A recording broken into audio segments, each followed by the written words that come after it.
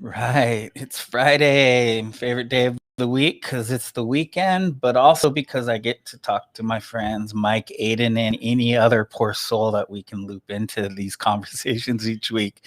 Got me a really good one last minute, but let's bring Mike in here. Hey, Mike, how you doing? Hey, good to see you. I'm doing all right. Like you, this is my favorite day of the week, and it is primarily because this is my chance to see you and Aiden, and like you say, anyone else who gets roped in. So it's good to see you. Thank you. Let's get Aiden in here. What's up? Hey guys, how you doing? Hey. Doing good.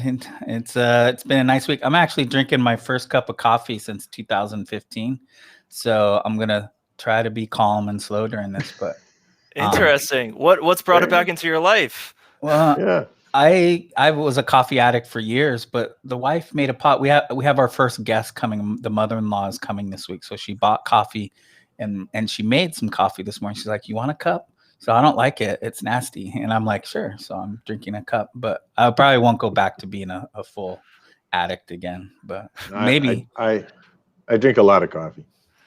I start with a quad shot every morning, and that's probably not good. Yeah, I was bad for years. I loved my French press on my desk. I was a total hopeless addict, but I've been off of it for about 5 years. So, well, we did not have a guest because neither of us did any planning this week. And then last night, I'm like, oh, I know who we should get on here. I got someone that I should harangue into coming on the show.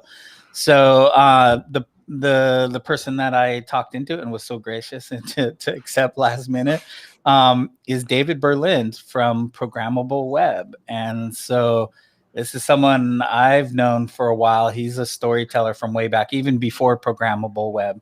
So, and he's someone that I think can hold his own in this conversation and totally unplanned, unscripted, and just kind of, I mean, you get David going, he's got stories. So let's just bring him in here and get him in here and get started. Absolutely. There he is. Yeah. Hey. I hope I don't dominate the conversation given that introduction. I have more stories to tell. Yeah, that's the whole idea. Well, I worry some folks, that in other webinars and things I do, I'm planning several different shows, and not everyone's used to just talking and work. Some people need a little more structure, a little more framework, a little more poking and prodding and prep, and you're not someone that I find over the years needs any of those. I'll take that as a compliment. Thank you. Yes. So I know your background, but for everybody else, who are you? What do you do? How'd you get here? Yeah. Well, as I'm the editor-in-chief of Programmable Web, I think the history is worth noting. Back, sometimes I refer to the big bang of the API economy as having happened back in around 2005. And I happened to be present for it. I was I was a journalist for CNET. In all my years of my career, I've mostly been a journalist, a tech journalist for various tech media. And at the time I was working for CNET, and I was at an event called Syndicate, which was an event that's all about RSS. Boy, oh boy, that's how I'll call, yeah. And talk about storytelling, right? And I was at an after hours party that was put together by a company I don't think it's around anymore called Pluck. And I was standing there with a woman from Yahoo and a guy from Google, and they were both talking about how they were getting ready to launch these APIs. One was the Google Maps API, and the other one was the Flickr API. And as they're talking, I'm like, wait a minute, what? Like that sounds like there are APIs in the operating systems that we use in our computers, and I thought that sounds a lot like you're turning the internet, the web, into an operating system that has. Yes, that's what we're doing. So I ran back to CNET. I said, guys, this is the biggest thing ever. We should start an event for this kind of thing because there's no place to go to get all the information about that. And they said, good idea, David, but we're not really interested in running events. And I said, well, if you're not going to run an event, would you mind if I went off and did it myself? And they're like, yeah, knock yourself out, David. Go have a good time. So a day later, I wrote this blog on ZDNet that said, hey, I'm going to start this event. It's still up there, the blog. You can find it. I'm going to do this event that I'm going to call it Mashup Camp. And I said, I don't know where it's going to be or who's going to come, but send me an email. And the next morning I woke up and there was like hundreds of emails in my inbox.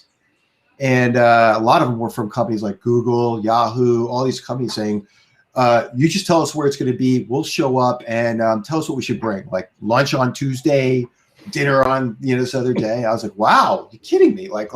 So it was magical. And one of the first guys to show up at the front door of the Computer History Museum in February of 2006 for the first event was this guy, John Musser, the founder of Programmable Web. And so he and I kind of famously got together and, became friends, often talked about the idea of merging these two things, the API events with the API online media company, Programmable Web. And fast forward, that didn't work out because we both got separately acquired. So the event company that I had to create to produce Mashup Camp, you have to get insurance and incorporate and all those things, got acquired by another event company called UBM at the time. Now it's called Informa. And then the Programmable Web got acquired by Alcatel-Lucent. And then eventually Programmable Web got acquired from Alcatel-Lucent by MuleSoft. And you guys know that part of the history. And when that happened, they decided they need to go find somebody who knew online media. And I had been the executive editor of ZDNet, so I knew that very well from having operated, from being the executive editor. ZDNet was a part of CNET, so I was executive editor at ZDNet. And having followed the API economy so closely since forming these events. So MuleSoft hired me to take that job, and I still have it today. That was 8 years ago. Wow. And I'll note, still doing events. You got the API meetup in DC, so you still can't get out of it somehow. And Gray Brooks, God bless his soul, one of the nicest human beings I've ever met. His full-time job is with the General Services Administration, and he's one of the key founders of that meetup. And I came in when I joined Programmable Web, and I started helping with it. We haven't had a chance to run that meetup since COVID started, and he and I have gone back and forth about should we bring it back, and what are the terms of how we're going to do that. But we still haven't made a decision on that yet. Yeah. Well, it's your history in the space. I think storytelling wise, events is an interesting aspect of how we do the storytelling. I think the Programmable Web is basically kind of the foundation, the bedrock, the grandfather of API storytelling in the space. I got my feet wet writing there as well. Wrote there for a little bit as I was learning the space. And, that's who we should get on this is Adam Duvander and Musser too. I should add them to work on that. Wendell, you get Wendell Santos. Yeah, Wendell. Yeah. Pretty much running the show now. Yeah. No, I think get all the old guard writers, people who've been doing stuff. So, here's a funny trivia thing. Wendell Santos was a part of Programmable Web when I got acquired by MuleSoft, but like in the HR systems, the number of years of service that he has with MuleSoft exceeds the amount of time, the length of time that MuleSoft has existed. That's good. So he's essentially the longest, most tenured employee in all of MuleSoft. And he also probably has broken their internal HR API in a twist of exactly irony. Right. Yeah. It's like one of those. It's like the Y2K bug. The data. Yes. It's like some sort of little parallel universe like that. That's good. I hadn't even thought of that. Of course that would happen. That's brilliant. Isn't that great? So why do you like writing about APIs, man? You've been doing it, as long or longer than I've been doing, and it's hard to keep the mojo. Why do you like writing about APIs? Well, I think it goes back to that moment when I was in that party, and the APIs that are in a computer, like in Windows or Mac OS X, these are system APIs, right? Draw a window from this coordinate to this coordinate on a screen, et cetera. That's what those APIs do. the idea that you could take that same concept, apply it to business value, something that returns like something other than a system thing, like a map, and then make that available not within a system, but from across a network, that just blew my mind. I just instantly glommed onto that, and I was like, wow, this is the most I literally thought this was the most exciting thing to happen in my entire career, which started as a developer, by the way. So it goes back to when I was a developer and used APIs back then. And in fact, there's a video you can look up that I did. It's called Chief Imagination Officer. Just look that up with my name, Google it, whatever. And I recounted my history with APIs in front of an audience where I was turned on to APIs, networkable APIs, back when I was working for Ziff Davis as a journalist. And the first messaging APIs were showing up. For example, some of you, maybe, I don't know how old everybody is here. I think Mike's in my neighborhood. We've had this conversation before, but some of you may remember Novell's message handling service. And Lotus had one called Vim for Lotus Notes. And there was Mappy, which was the original messaging API for Microsoft Mail. And I just thought that these APIs that were on our network were just crazy. Like, that was a really crazy, innovative thing to do. And I've always loved them. And so when the opportunity came along, when the API economy was first born out of these APIs that Google, Yahoo, and others were doing, I just I connected with it somehow. It just really got me excited, and I've been excited about it ever since, especially the potential to completely change things. I mean, Uber would not be possible were it not for APIs, right? Let's be honest about it. Exactly. I remember that. I remember some of those same kinds of feelings. So I actually I pitched a book to Pearson at the time on the messaging API, the telephony API, and the speech API. All in one book, one big fat thick, back, you actually got paid by the page count, like the weight back in those days. And that was 90s. That was in the 90s, that whole, messaging era when this was really starting to get big. And I felt the same way at the time. I was like, man, this is going to be awesome. And I remember pitching to Pearson, and they were like, yeah, those sound kind of esoteric. I don't know. We got this book on databases. You want to do that one? So that's kind of how I started writing. I had done some other stuff for Visual Basic and that. If I remember, this is a little sidebar. Weren't you involved with Computer Shopper also? I was the editorial director of Computer Shopper. So Computer Shopper was a Ziff Davis publication. Was a Ziff Davis, exactly right. So I think I might have actually done some stuff earlier. I started at Ziff Davis at PC Week. I was the director of their labs. Wow. And then I moved on to be the editor-in-chief of Windows Sources. And then I became the editorial director of Computer Shopper. Then Ziff Davis started up ZDNet. I became the executive editor of ZDNet. Ziff Davis got sold off in parts, and CNET acquired ZDNet from Ziff Davis. That's how I ended up at CNET. Wow. And then when I started this API event, we started a company. I found a partner, and we called it Mass Events Labs, Mass being from Massachusetts.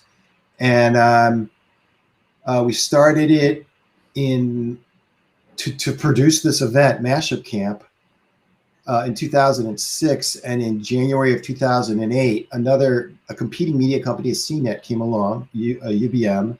They also have Information Week, Dark Reading, Black Hat, the event, Interop, and they acquired Mass Events Labs from me and my partner. And part of the deal was I had to come and join their media thing with Information Week and all that. And CNET said, well, okay, you're out, buddy. You cannot stay here any longer. So that's how that's it. You just heard of the whole career right there. So I mean, you've been, honestly, you've been in the room every time. Every time there's a shift, every time there's a corner taken that leads to this API economy that all of us are involved in, you were in that room. I was there when the web first started.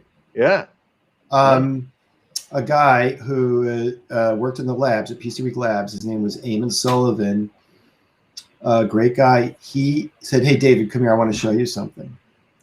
And he had went out and downloaded Linux and downloaded all the stuff from University of Champaign, Mark Andreessen's work, Spyglass, the first web servers. And he goes, look at this. And he shows me an article that he copied the text, like a full text of an article, a PC Week article. And it was on this thing. He said, this is called the World Wide Web.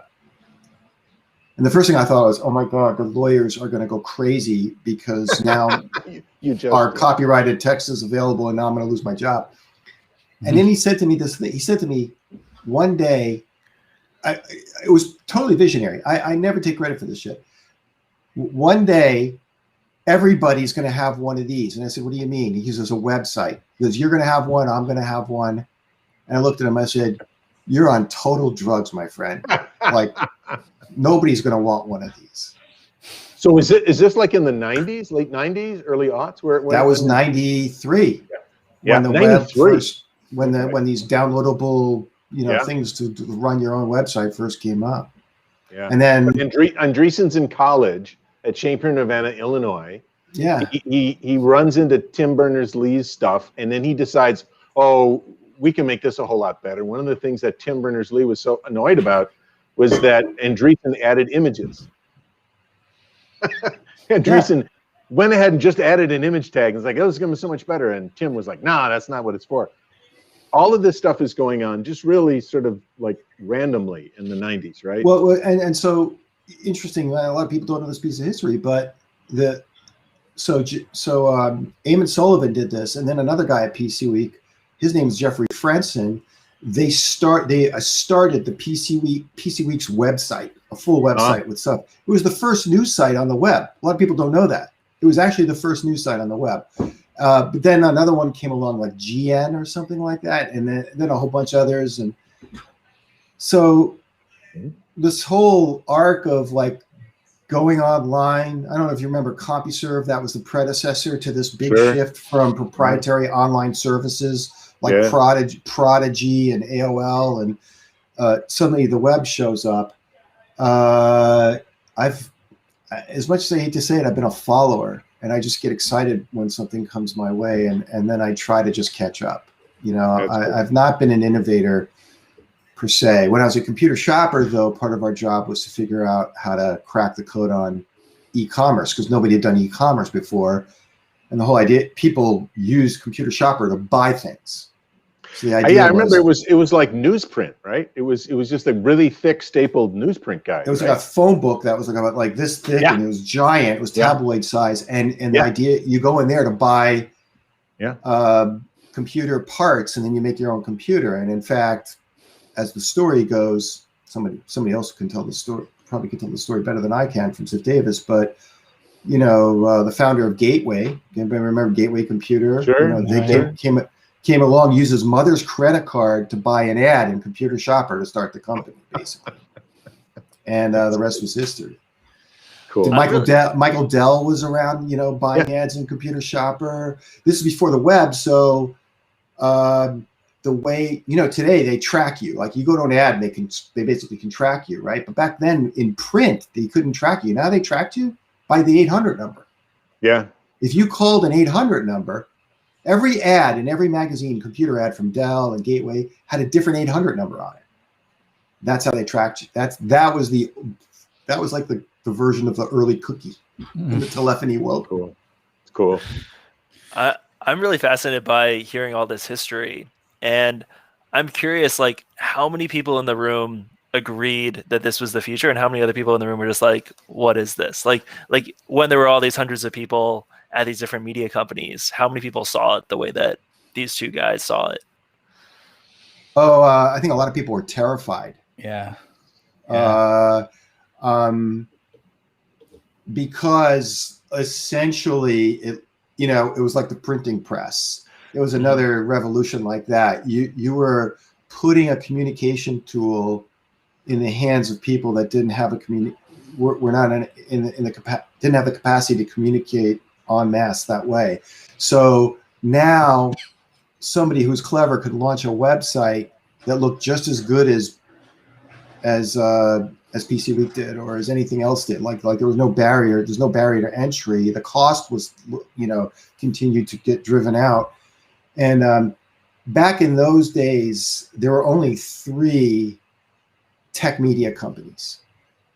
They controlled all the horizontal, all the vertical. If you were if you were a vendor, the only way to reach your audience was through one of these 3 companies. The companies were IDG, still around today, Ziff Davis, still around today, and essentially CMP, which is what got acquired by UBM, and I eventually joined up with. Those are the only 3. So they control the horizontal and the vertical for all media. It's the same thing that, you know, the ABC, CBS, and NBC did for entertainment, right? They controlled, everything went through them. They controlled all of the audience, and suddenly you had no control of the audience, right? The web just leveled the playing field, and instead of there being 3 tech media companies, there were millions of tech media companies. And then one other thing that I always thought this was the opportunity to do, and then it happened, was this idea of narrowcasting. Mm-hmm. You could become a subject media expert in one thing and one thing only, and be amazing at it. And you would draw the whole audience that was interested in that thing. I think the best example of that, something that I championed looking into for merger and acquisition when I was back at CNET, was DP Review. I don't know if you even know that. It's the digital photography site. The guy who runs it is, the guy who runs it knows, he can tell you everything about every single digital camera that ever existed. So, yeah. Yeah, it's I was in the music industry in you know, 91 through like 96, 7, and it was seen as a threat. Like, it scared the shit out of everybody because it was a threat to our licensing, our control models, and I was told by everyone, like, don't do it. You know, like, don't be seen as someone who's interested in the web, because then you'll be blackballed from the space. Yeah. Wow. Well, what do? You either disrupt yourself or you get disrupted. Yeah. And so I don't know what it is today, but today you can buy an ad. You can like one impression of one set of eyeballs is worth not even a penny. Okay. That same impression back in the days of print was worth way more than that. Mm-hmm. Never mind the fact that now instead of 3 media companies carving up the entire audience into the pie into 3 slices, now the pie is carved up into millions of slices. Mm-hmm. But it's now, consolidating. It's consolidating. My old boss at UBM, a guy named Tony Uphoff, he called it the worst destruction of value he'd ever seen in his life. Like, just completely wiped out the media business, right? And if you, by the way, there's a little bit of this repeating pattern in media. Somehow a media brand comes along, they have a new spin, or they're just more controversial than the one that happened before it, and they get all this attention, all these eyeballs go to it, and they start to get some money, but then eventually, and then somebody acquires them, then figures out, oh, wait a minute, this thing's not really making money, and then it gets shut down. If you dig into it, you'll find there's just a series of these things just keep happening over and over and over and over again. Yeah, because some media is like fashion. Like sometimes the thing that's in vogue and interesting changes over time, and there's like the broader macro trends of basically the entire media landscape reshuffling over the last 20 years. Yeah. What happens is a little media company gets a big name for itself, gets some audience for some reason, and I'm not going to name names because I'll most certainly get called out. Ken, you'll get in trouble for it or whatever. You know, but they get an audience, and that's what the bigger media companies want. So then they buy that little media property for the audience, but then they squeeze the operational stuff out of it to the point that it can't do what it does anymore, and it makes it just whatever mojo that little tiny media brand had is completely just evaporates, and so then it goes away. But something else comes along, and it's usually involves younger, motivated, driven individuals that don't mind working 24 hours a day, 7 days a week on something for no money. Like Ken woke up at 2:00 in the morning to answer my thing. So you're calling Ken young. Yeah. That's what I was I'm going to 20-something-year-old. Yeah. Yeah. I don't see a gray hair in all of that facial hair. And it's, Some of this, right, is a little bit of the, the Clayton Christian observation, right? Is like the innovator's dilemma. You have the cycle, you become powerful and popular, and then you get bigger and bigger, and then it's easy to get disrupted from below by the minnows, and then the minnows, turn into trout, and then pretty soon they're sharks, and then you're done. So some of that happens. I don't have much insight into this, and you may, David. There's also a part of me that seems to think that there's an industry segment that basically sells shovels to miners. It's like, we can build your brand, we can build your media company, and they make money. They're like arms dealers. They make money no matter who wins and who loses, right? So there's another group of people where it's kind of beneficial that there's a disruption on a regular basis, because they can then resell all of their shovels to all the gold miners that are looking to hit strike. that's the thing that levels the playing field, though, right? For Right. everybody else. Right. I mean, look what YouTube did. I mean, is that not a shovel, right? Like suddenly everybody has a channel, and like I have 3 kids, all of them are on TikTok and Instagram and all this, and I see all these. I see these. I don't know if you see this, but there's 17-year-old kids out there that are driving Lamborghinis because they became an influencer on TikTok. And I'm thinking, I'm like, again, going to the point that I'm a follower, not an innovator. I'm like, how did I miss this? Like, how did I not become one of those influencers driving a Lamborghini around? Like, how did this 17-year-old kid come up with, figure this out before I did? Like, I've been here every step of the way. I'm such a loser, just you've had a much simpler roller coaster ride than that 17-year-old will. But I think, we're all here, we're interested in APIs, right? And so most of this, there are great parallels into what's happening, what's going on in APIs. I was looking at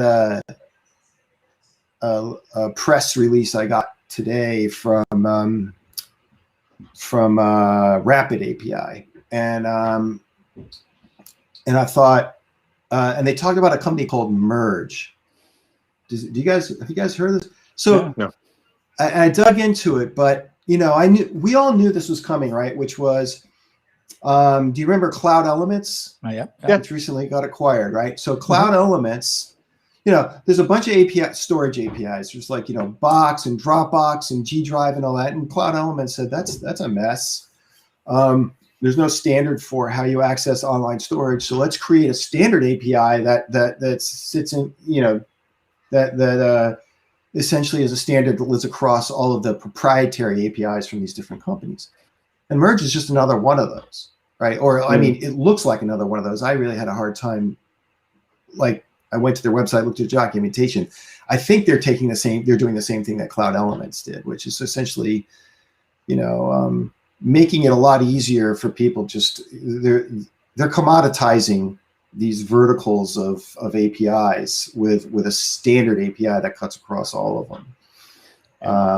And they're doing HR systems, and they're doing, I think, what was another? Oh, they're doing payroll systems.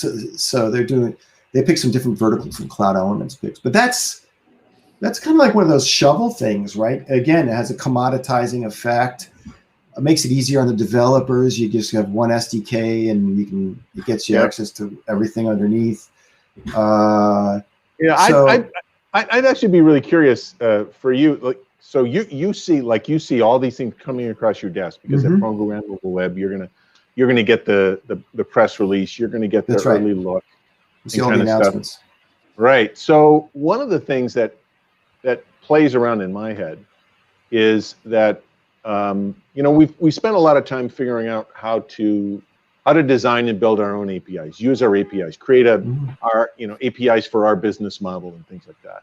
And I think it seems to me that the next big wave is other people's APIs. Like, how do I use other people's APIs? How do I actually build on that? And it's super brittle right now, right? So Rapid API and Merge and these other companies, the Cloud Elements, are all figuring out ways to make other APIs safe and effective, possibly monetized. And I'm curious, with that as sort of the start, is that notion of, you know, really connecting to building a business model on other people's APIs, is that really reasonable right now? Yeah. Second, if it is, what do you see as the paths people are taking to do that? I think the companies like Zapier were onto something, Okay. which is like, what do you build with APIs? Typically, you build an application. Going back to the event I ran, we called it Mashup Camp. Back then, we called them mashups, right? Mm-hmm. The power to build one of these applications, I'll call them composite apps. Sorry about that. I'll call them composite applications. All right. Okay. Because they're built from a composite material, a bunch of APIs. We won't call them mashup anymore. That ability to build something composite like that should not just be available.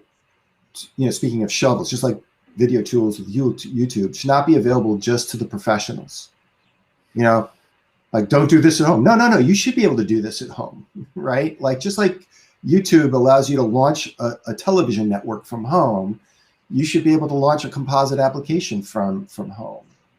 And so if the Zapiers of the world taught us something, it's that this capability should be available to everybody to build this sort of composite application or a composite automation of some sort.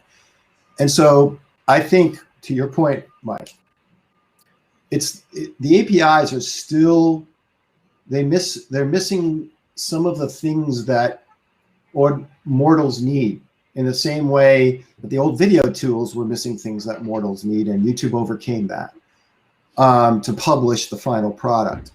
And so there's a layer of abstraction that a Cloud Elements or a Rapid API or a Merge they're providing to make it make that what Gartner calls a packaged business capability. Think of an API as packaged business capability, more consumable by a wider range of consumers, not just the professionals.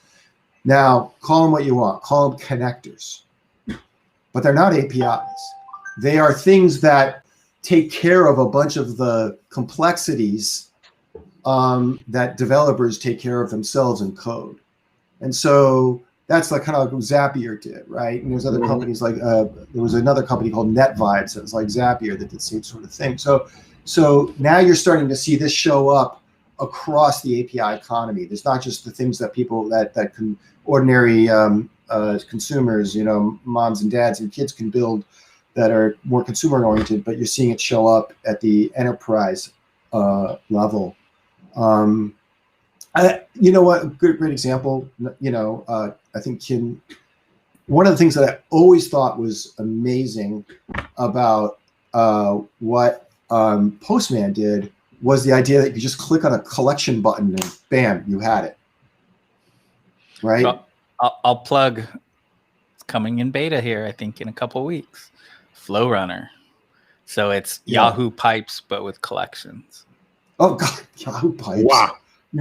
Was Yahoo Pipes not the most amazing thing right back when it came? Yeah. Yeah. So drag and drop collections, daisy stitching them together, but not an aggregate. But I think the waves of aggregate providers like Cloud Elements, because I've always made a pretty good living taking money. Like Cloud Elements used to give me a lot of money. Singly, I don't know if you remember Singly. They used to give me a lot of money back in the day. They were social aggregate. But I think the making money part of it that you touched on, David, like, is this stuff that enterprise are going to need? Because I think if this, then that, done well on the personal iPaaS. I think Zapier's kind of went after the SMB, but I think now we're getting into, all right, the big boys, can we create big boy low code, no code toys that they're going to need? So, and it's funny is I think about this arc of low code, no code. It started off with the whole wrap around that was this is for we can turn ordinary people into developers. Yeah. Right. But the problem is going back to this composite thing, any three of you, I'll leave you to do. Name me an application today that doesn't require integration of a bunch of things into it before you develop the application itself. So it's in some ways this idea of citizen integration is a prerequisite to citizen development, because you can't be a citizen developer until you've also mastered the part of citizen integration as well, because 99% of the applications out there that deliver some value are mashing up disparate silos of data and functionality. Well, and the number of SaaS, I think the growth of SaaS is feeding this kind of phenomenon. There's needs to be more applications that you depend on in your daily. We went from 5 SaaS applications that we use in our small business or our department in a large enterprise. Now we use 25, 30 to 50 of them, and how do we start stitching, these together? So the number of APIs, the number of SaaS services have had to, I've seen several waves of these come before I think we're getting that critical mass where now you can be a citizen developer in this world and make money and lay the pipe works for the whatever comes next and all of that. Well, to Mike's point, how do you, Mike made a really important point that we kind of glossed over, which is how does the catalog of connectors or, package business capabilities that you pull in, how do you expand that to include everything that's outside the organization as well? Right. Yeah. Like I remember learning somewhere along the line that, more of an outsourcing, school of outsourcing talk track, which was, why would you ever build something yourself if that something already exists outside and doesn't give you competitive advantage? Why would you build it and maintain it yourself? You're like the equivalent of why would you build your own mapping capability, like build your own Google Maps, when there's another company out there that's doing it that just lives, eats, and breathes that all day long. And by the way, all of your competitors have access to that thing anyway, right? So I think to your point, Mike, is like, does force companies to lean back, look at how they drive value, how they drive their profitability, what's their differentiating value, and focusing on the APIs and the package business capabilities, building their own stuff around that, and letting their developers and their citizen developers internally go get this commoditized capability out from outside of the organization. Yeah, I don't know. I'm just going to say this one point. So the thing that fascinated me about the web, and you used the word mashup, and I think, when you were telling the stories about when people were first showing you this is the World Wide Web, the thing that fascinated me about that most is that I could connect anything to anything else anywhere without any permission, right? I could put a link on my page and now I'm connected to Aiden's website. And I didn't have to call Aiden first, and we didn't have to have an integration meeting. This was this whole idea of the barrier of entry was so low. I had to know HTML, which is kind of a pain. And I remember when I suddenly discovered that a form didn't work unless I also knew CGI. I was so pissed off when I figured that out. But there was a really low barrier of entry, and that low barrier of entry does not exist right now. Whether you're doing the aggregator pattern, right, or whether you're doing the event bus, if Zapier kind of pattern, both of those it's a high coordination cost, right? So I'm curious, can we ever get to the point where the barrier of entry, because I think that's where your citizen developer is, that's where your sort of your idea person is, when I literally can say, okay, payments, shopping cart, mapping, delivery, my site's done, right? That's all I have to do, and the rest of it is magical, because that's the way the web was. It's the way the web is, right? But that's the way the web struck me in the 90s and the early aughts, is just like link to this, link to this, link to this. I'm a publisher, right? So I'm fascinated to see if that kind of low level barrier of entry is possible. I mean, the macro trend we're talking about here is democratization.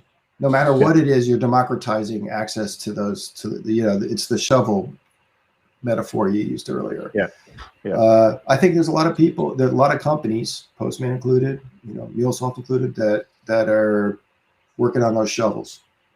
Yeah. One of the interesting experiences I had was doing diligence for a lot of these Zapier-like Nouveau Zapier kind of tools for a bit. I was in the low-code app space for a while and got the opportunity to do some of this stuff because of that. And one thing that struck me when I would ask people about the use cases of their customers is that it always seemed like people were following this mentality of outsourcing what they could, and then finding that thing had limitations, and then using these tools to sort of monkey patch, Salesforce doesn't do this thing, but if I have Zapier pull from Salesforce, I can make it do this other thing. And there's a whole cottage industry of people who have built those little mashups together. So I almost see it as if we could democratize everything, you wouldn't even have the Salesforce. You would just build the tool that you wanted the way you wanted it.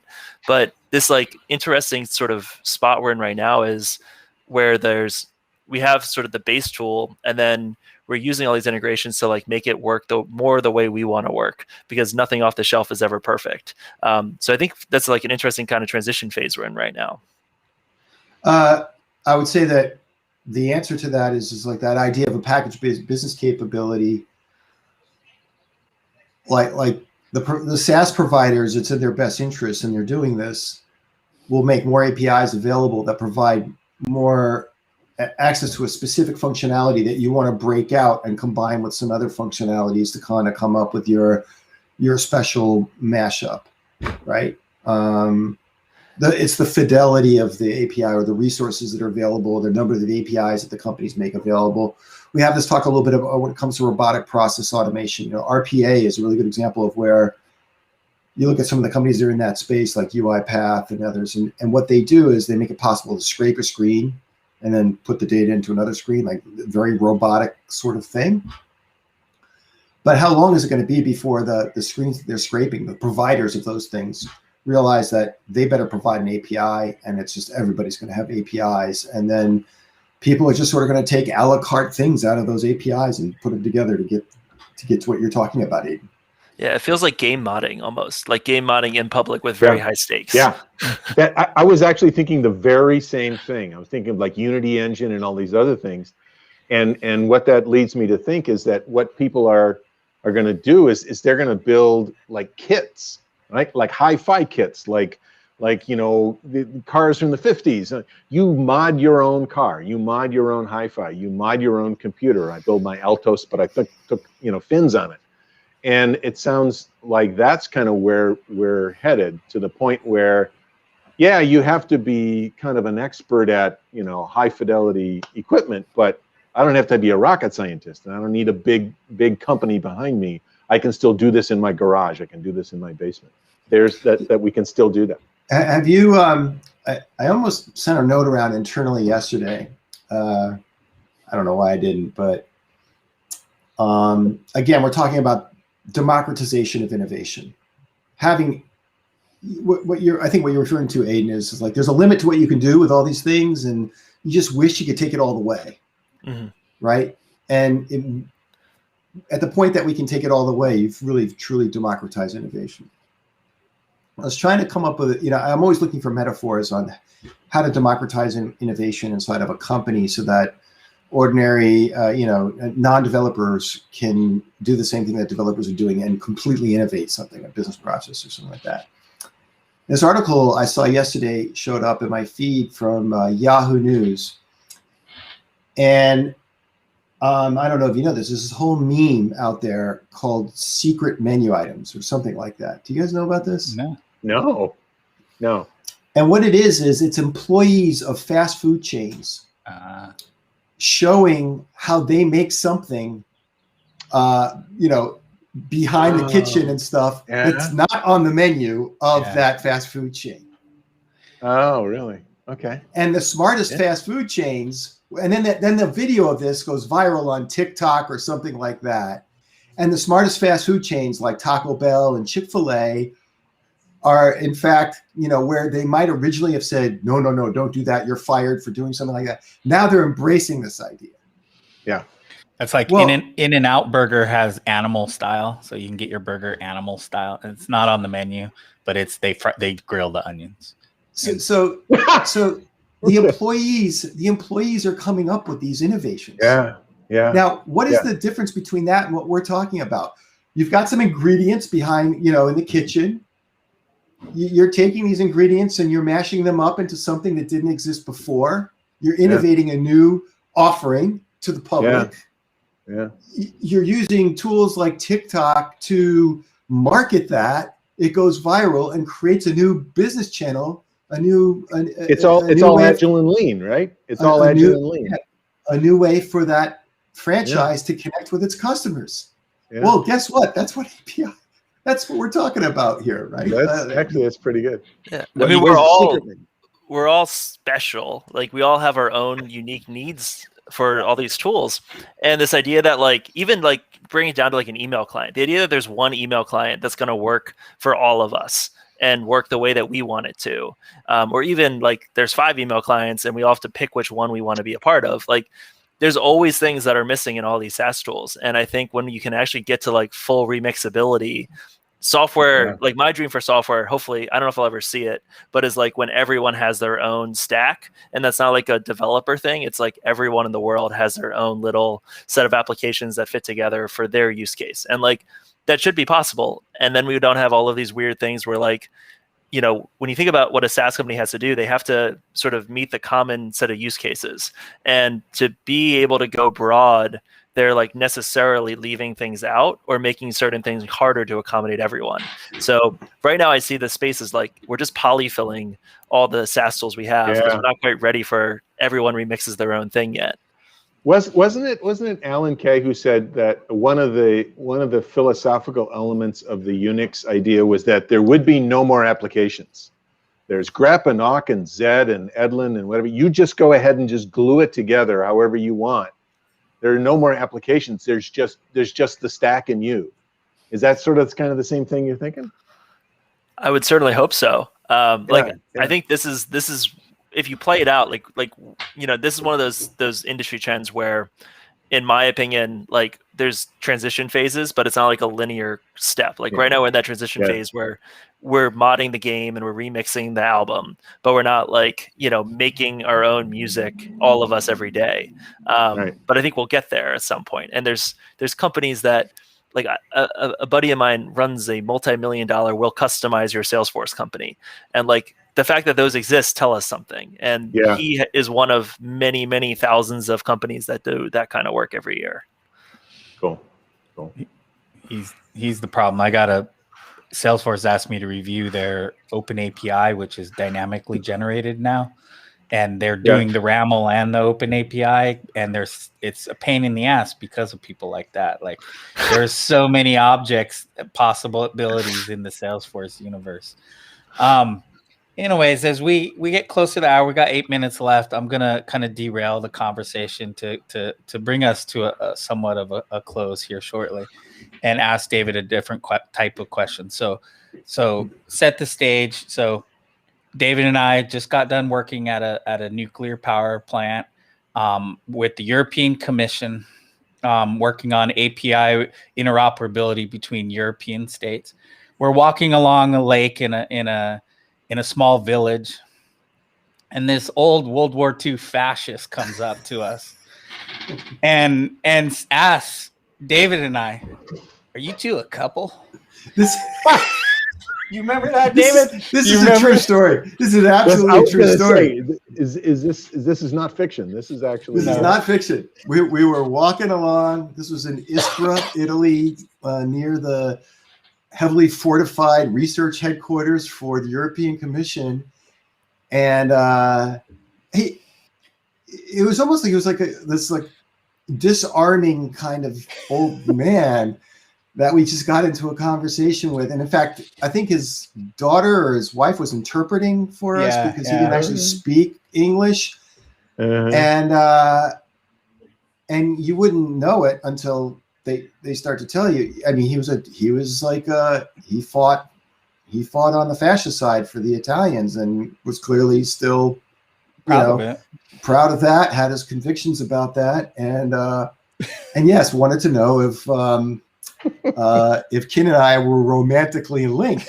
And I think I said yeah. I think I said yes. I was going to say, what did you tell you? absolutely. Yes, exactly right. Yeah. Yeah, that's one of my favorite stories, man. I don't get to tell that one enough. So this was I forgot about it. I forgot about it. I thought this was going to be like a parable that you were waiting for him to finish, like when two people are walking by the nuclear power plant irradiated, and yeah, right. No, true story. No, this is a true story. Very true story. I actually see that coming. I said yes. Then I said no. I'm just kidding. He's just not my type. Yes. The old guy was funny. He was definitely proud and wanted us to know he was a fascist, which I thought was the interesting part. No question. Totally random. Like the last thing you would expect to have happen when you're walking. We had just finished eating dinner at this restaurant. Yeah. Had a nice bottle of wine, and yeah. That was a interesting time. But yes, we saved the world by connecting European states with APIs, and I think So we don't want an HBO sequel about nuclear power plants where it's an API issue this time. It's coming. It'll happen. It'll happen. I don't know. Did you divulge any secrets to that guy? Because he was clearly not a part of the Allied forces. I don't know how long it goes before the war is actually over. But yeah, he wasn't moving very fast, though. If I remember, he was. No. We could have taken him out. We could have taken him out. The two of us together probably could have. You guys. So that's a first for the show. We haven't talked about fascism before. Well, it's kind of one of those weird things where you see like this sweet old man walking along, and you're like, oh, we got to get to know this guy. And the next thing you're like, wait, what? What just happened? That was awkward. I don't know if you guys have seen the movie Galaxy Quest, but there's that scene where there's all these are they're little cute little people, and somebody says, "Have you ever seen the show?" And of course, they all turn into monsters and they devour somebody, right? It's like, it was a cute old man. Hi there, old man. Pretty soon that's going to be me. I'm going to be the old man. You're going to be. Well, I'll translate for you, sir. That's right. Are you two a couple? I'll practice. So can we top that? I can't top that. No. I mean, how do we create a to be continued? It'll happen.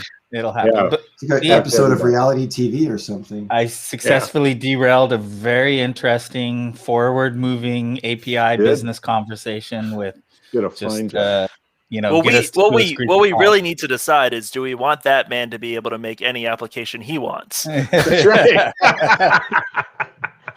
I think that's an important question. Good job. Cool. That'll be in the after show notes. We'll go another 3 hours on that one. Okay. All right. Yeah. Well, I really appreciate you responding to my crazy Facebook messages, David. Always love talking with you. Anytime. Happy to join. Great to talk to you. Hope I didn't waste your time. No. Is this where, like Click and Clack, the Tapper Brothers, you say we've wasted a perfully good hour? Yes. Like that? Exactly. But that's the goal. That's the purpose. That's why we do these on Fridays, because now our afternoon's ruined. We can't get any work done, and we just kind of roll into the weekend. So exactly. All right. I'm rolling. All right. I'm ready to go. Well, thank you, sir, and I look forward to the next time I actually get to see you in person at some random weird place around the world. Meet at the nuclear plant. Yes. Make a plan. Do it. You can't tell our listeners where that'll be, Aiden. But I'm going to let you go first, and you enjoy your weekend, David. We'll see you on the interwebs. Thank you very much. Yeah, good to meet you, David. See ya. Great to meet everybody, or see everybody, and meet you, Aiden. Have a good weekend. You too. Bye. Well, we did it again, gentlemen. Indeed. Yep. I could have gone on that for a whole lot longer. Those are like my favorite ideas to talk about. Yeah.